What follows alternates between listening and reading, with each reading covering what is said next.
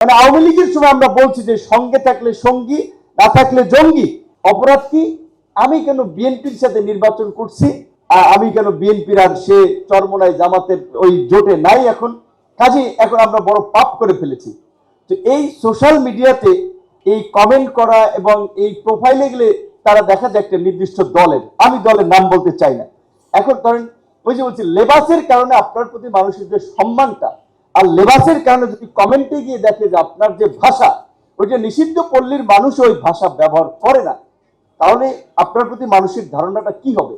আর আমরা যে বলছি যে আমরা পরিবর্তন চাই, মানে আওয়ামী লীগের সময় আমরা বলছি যে সঙ্গে থাকলে সঙ্গী, না থাকলে জঙ্গি, এটা আওয়ামী লীগের ভাষা ছিল বা আওয়ামী লীগের বয়ান ছিল।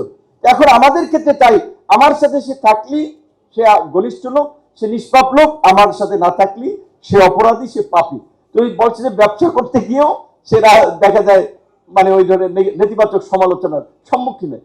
এই দৃষ্টিভঙ্গিটা আমাদের পরিবর্তন করা দরকার। এই জন্য আমরা বলছি যে আমরা যতক্ষণ পর্যন্ত আমরা পরিবর্তন না হবো, কারণ হাদিসে আছে না যে দুনিয়াতে যত বালা মুসিবত মানুষের হাতের কামাই। শেখ হাসিনা যে এই দেশে ছিল 17 বছর, এটা আমাদের কারণেই ছিল। কারণ আমরা জুলাইয়ে যে প্রতিরোধটা গড়ে তুলছি, এই প্রতিরোধ যদি 14 সালের বিনা ভোটের নির্বাচনের পরপর গড়ে তুলতে পারতাম তখন পতন হতো।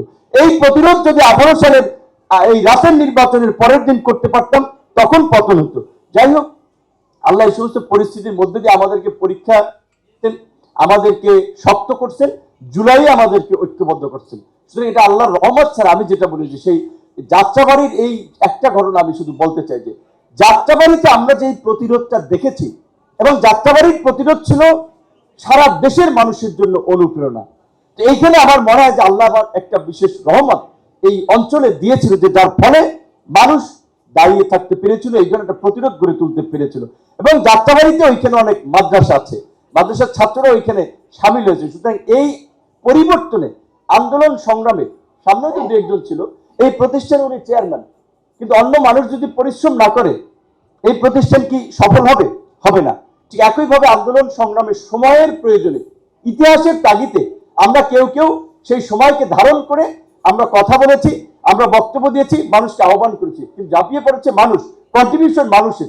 এই পরিবর্তনটা সকল মানুষের, এই পরিবর্তনের অংশীদার কৃতিত্ব সকল মানুষের। সুতরাং এই সকলকে মিলেই আমাদের সেই কাঙ্ক্ষিত নতুন বাংলাদেশ রাষ্ট্র আমাদেরকে বিনির্মাণ করতে হবে। সেই প্রত্যাশা আপনাদের সকলকে ধন্যবাদ জানাই।